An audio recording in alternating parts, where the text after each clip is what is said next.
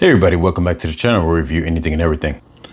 And today I am kind of doing just a part 2 of this Hasbro rant in regards to the new Apocalypse that's coming out, because there was a lot of foot traffic in my last video in regards to the Apocalypse being a money grab. And a lot of people said that they didn't feel it was. Some people said that they felt that it was. Some people said they felt it wasn't. I'm sorry if I got that mixed up. But a lot of people also had mentioned that, that this Apocalypse is not the same thing, the one that is into the background. And I understand that it's not the exact same one. I get that. And I guess to clarify that it was more so to count the value of it, that it is a Apocalypse of the likeness between the animated 97 cartoon and the facial likeness of just a more realistic Apocalypse. So it's almost like a hybrid. And I said that when I did the review on this, and I even mentioned in that video, and it was also about how much, that it comes with in terms of accessories. At its base price, I believe it would have started at $35 when it first came out, because I know I paid $38 when I purchased it maybe about a year ago. And that is an 8-inch figure. And so in comparison to the new one. But I just want to come back to this, do a second part of this, because I know that a lot of people were saying that they felt it was worth it. And I think more power to them if they do feel that it's worth it and they feel that it's something they want to purchase. By all means, they should do what they want to do with their money, and that's not a problem. But on the side of people who kind of did feel that that it is somewhat of a cash grab, and this is not to really start like any kind of harsh arguments or anything like that, but I do like friendly back and forth banter and conversation between the viewers of the channel and whatnot. I wanted to go back to a similar rant I made about Hasbro maybe over a year ago, where I had a similar setup here, and I was displaying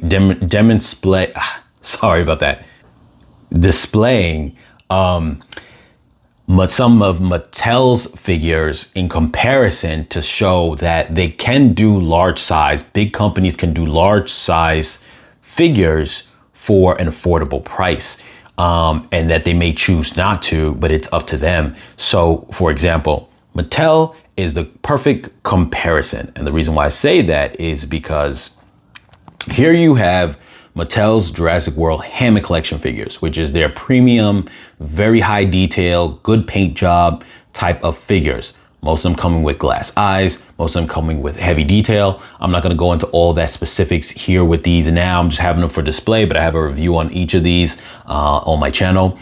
And just to give you an example, here we have the Brachiosaurus, who is at least something of at least, I don't know, 3 feet long, over 3 feet long. And matter of fact, I'm just gonna pull out my tape measure just to get an exact measurement, roughly about at this length here, the way I have him sprawled out. He's 40 feet long, and his current height right now at this same configuration is 19. Now granted, that's a lot of that is neck and tail, but his body alone, which is very huge and very thick, is about 15 inches long and about 14 inches high. And that's of like a really thick body layout. And then obviously here you see the Spinosaurus, who's also a very large figure.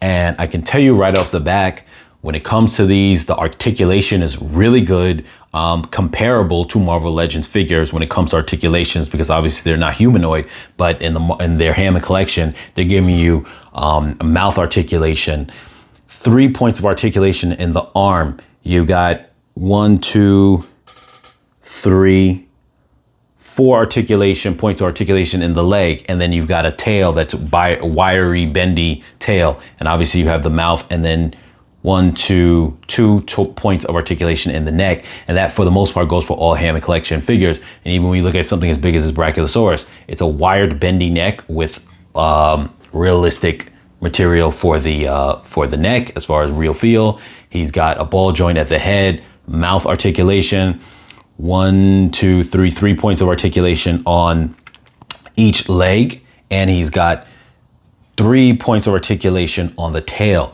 So the point to say that is a person can't get away with just saying, well, those are big figures that don't have articulation. No, you can't say that. You can't say they don't have high levels of detail because there's very high levels of detail.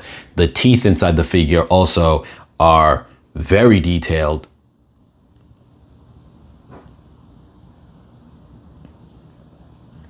Like I said, I have a review on this, but these teeth are separate mold, very detailed. And in addition to that, you've got the tongue, which is also a separate piece that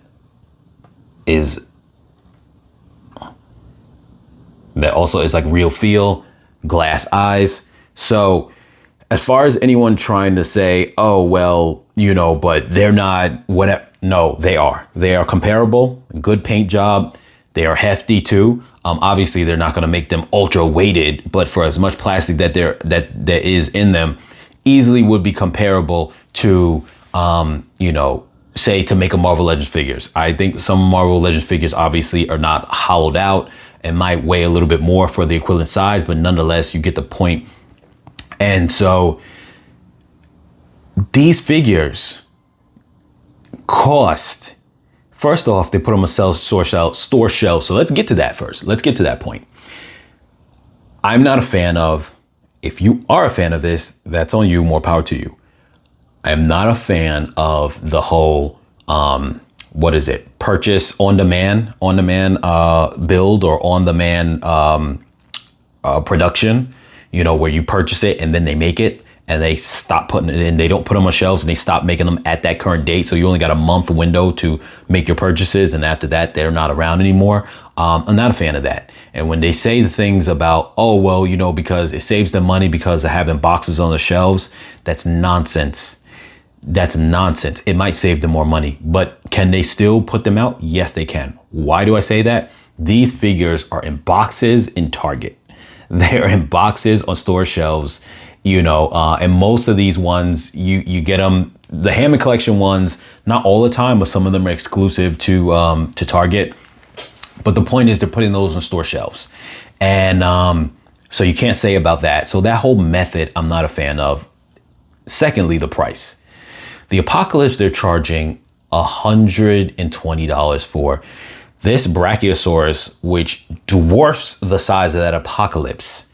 Even this Hammond Collection Spinosaurus, which is standing at 13 inches tall, and the Apocalypse is 12 inches. So it's roughly almost about the same size. And I'm sure that this Hammond Collection Spinosaurus has probably roughly about the same body mass and everything, we'll say. This went for $50. It's now gone up because of the rarity, and now it's not being sold anymore, but it was being sold straight for at least a good, I want to say, 4 months. It's still being sold, but now it's obviously, because of supplies and demand, this and that, it's gone up to an extraordinary price that it shouldn't be. I'll give it that. But the point is, for a while, it was $50. And you could also get it on sale for cheaper prices at the time too, or other discounts that were offered by Target. So you could have easily have gotten this thing for $40 even at the time. You have a coupon or whatever the case is. This is the equal mass of that, starting at $50, while the Apocalypse is, yes, it comes with some accessories, but still, nonetheless, the body mass of this will still be a little bit bigger than the Apocalypse, considering that, you know, it's got a longer tail, this and that, whatever the case is. We'll say it makes up for the difference of plastic for an accessories. This was $50. The Apocalypse was $120.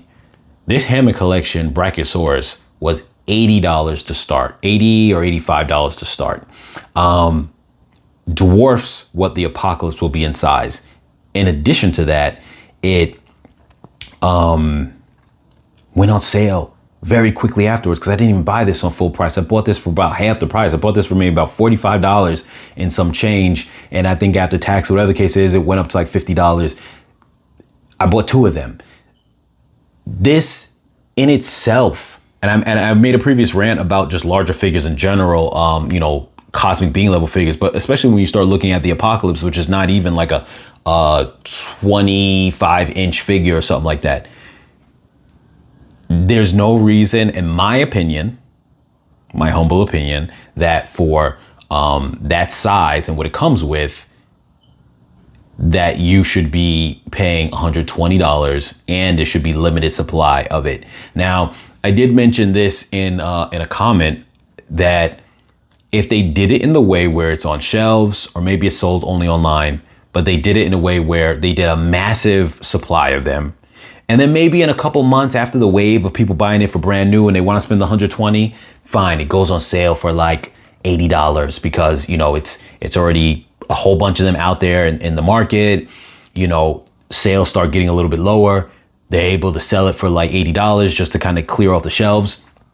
Cool. There's a lot of products that do that, and I think that's fair for the market. That's like the balancing of the market. They do the same thing with Legos as well. A lot of times something will come out and then a couple months later it'll go on sale. The price drops down almost like $10, $15 per set on a lot of sets.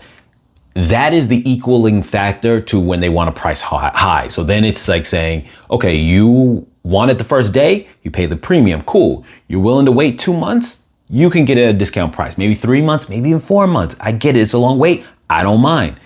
But to say it's gonna cost the premium price and after a month's time, if you didn't jump on it, you don't get it. And knowing that other than the demand of people who are fans, it's not worth it in terms of the plastic when you compare it to other things, I don't feel that it's worth it. That is my viewpoint on it. Let me know what you guys think down inside the comments. I know you will, because the last one got a lot of foot traffic, and I'm glad and I appreciate all the foot traffic, whether it's positive or negative. I appreciate it all. I enjoyed that. I love that there was a back and forth conversation. So you guys throw your thoughts inside the comments down below. But like I said, as far as my thoughts, I definitely don't see it being, I definitely feel that it's a cash grab, no matter how you slice it. I definitely think Marvel Legends in itself understands that they are the first and foremost producer of Marvel figures. Hasbro, I'm sorry. And so I feel they can get away with doing whatever they want. If there was a competition that also made affordable figures, not the other premium ones that are out there, Select and this and that, they get expensive. If there was another company that was undercutting their prices at maybe $20 a figure and made large figures like the Apocalypse size one, maybe $80, I guarantee you Marvel Legends wouldn't be doing what they're doing. But they do it because they know that they are the most affordable general line. And though some of their figures might be more expensive, once you've invested in the line, you're not going to go outside of the line when it comes to scaling, which is why their scale is 6 inches and a lot of other companies are scaling at 7 inches. Yes, so those are my thoughts. As always, you guys, like, share, comment, subscribe, and I'll catch you guys in the next video.